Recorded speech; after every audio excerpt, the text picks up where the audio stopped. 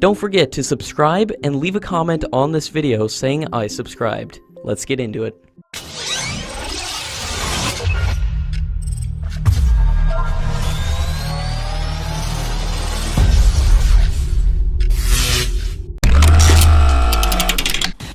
At the conclusion of the first meeting of Russia-Pakistan Joint Military Consultative Committee, Pakistan and Russia have signed a new agreement yesterday, which will allow Pakistani troops to receive training at Russian military institutes. The two sides discussed the present status of their bilateral defense relations, with the aim to further strengthen and diversify mutual cooperation. Earlier this year, Pakistan's former foreign minister had visited Moscow, during which the two sides agreed to set up a commission to boost military cooperation. India's plans to equip its Su-30 fighter jets with Meteor systems had suffered a roadblock recently, when the European manufacturers informed that they would not integrate the Meteor with the Russian Su-30 platform.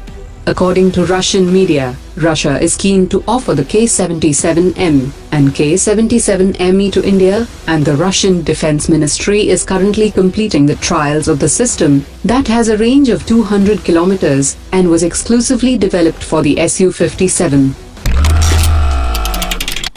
India is preparing to conduct a crucial test of one of its most ambitious submarine-launched system, which will be conducted from an underwater platform. According to defense sources, it was planned to be tested from INS Arihant, but as the submarine is not ready for live trial, it will now be tested from a pontoon, from 20 meters under the sea. The Controller and Auditor General has raised a question on the indigenous program for airborne early warning and control system ordered by the Indian Air Force.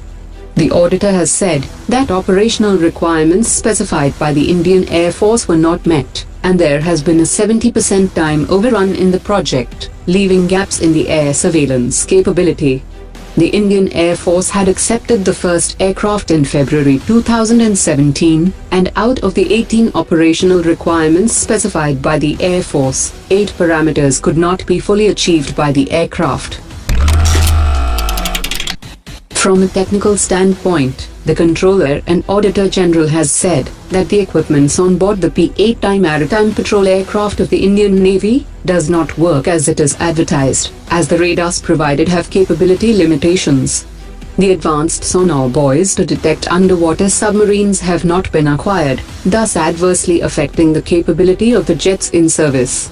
The report also says that despite an expenditure of 79.75 crore rupees in the procurement of 4 UAVs through limited series production, the UAVs developed by the DRDO failed to meet the users' requirements.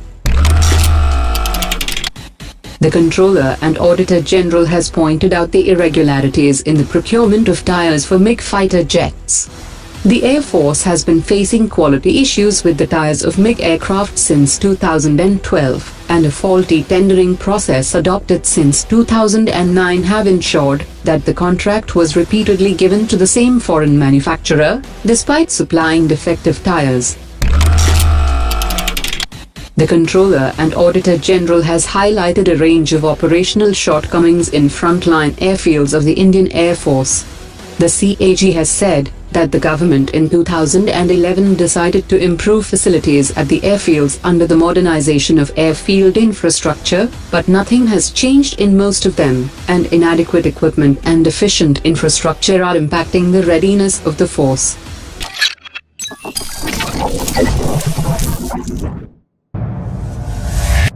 Omar dropped it.